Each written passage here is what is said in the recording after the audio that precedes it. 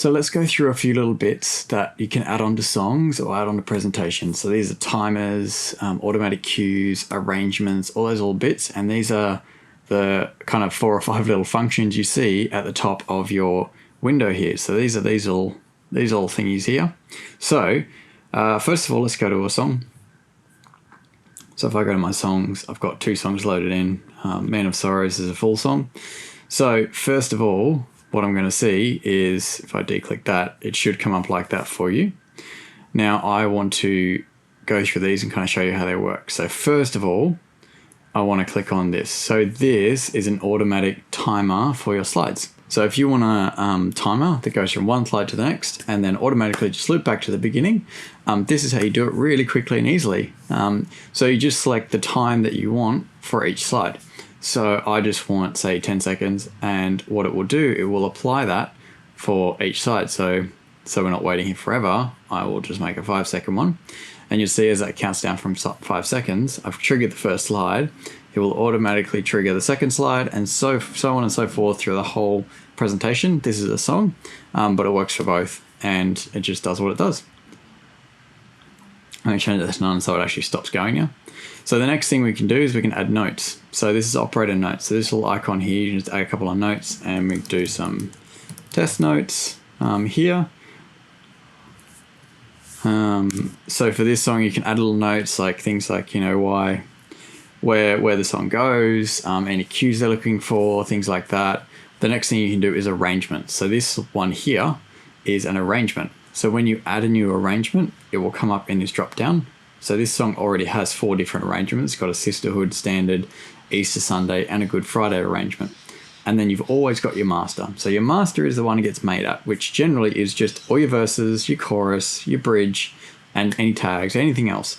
It doesn't duplicate anything. So when you're actually making a song from scratch, you shouldn't be duplicating stuff. That's the key. You make your arrangements, which means you can then easily change how it all works, and you build it off the master. So the way that works is we're going to make a new arrangement. We call this one Pro 7 Demo. And what it's going to do straight away, it just copies the master straight onto my Pro 7 demo arrangement. If you look in here, it's now a new arrangement, so you can see that there.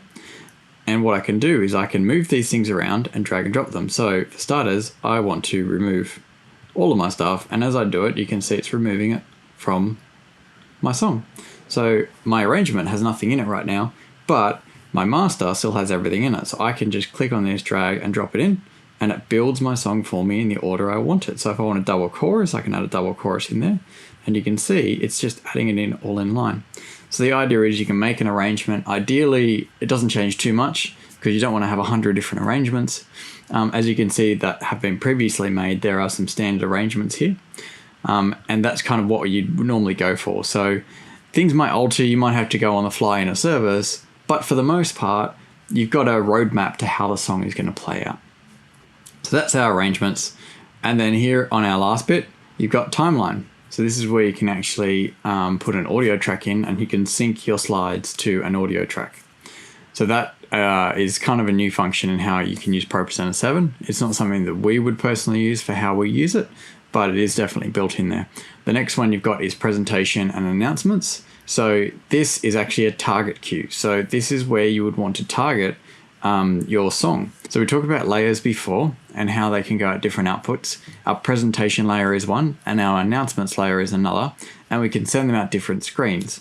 So for this song, I might want this song to go out my presentation, on my presentation layer, or I might want it to go on my announcements layer. Now for what we're doing, I'd probably always want it to be on the presentation layer. So I'm just going to leave that ticked. So for example, if you had a presentation which was a pre or a post service loop of some announcement pictures, you might want to just cycle through and only go to your announcements layer, which would go to your foyers, for example.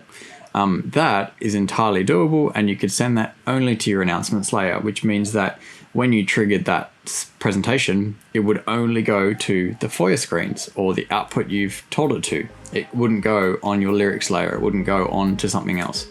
So that's actually a really cool new thing. And here, obviously we talked about looks. You can edit the looks and change how that works as well.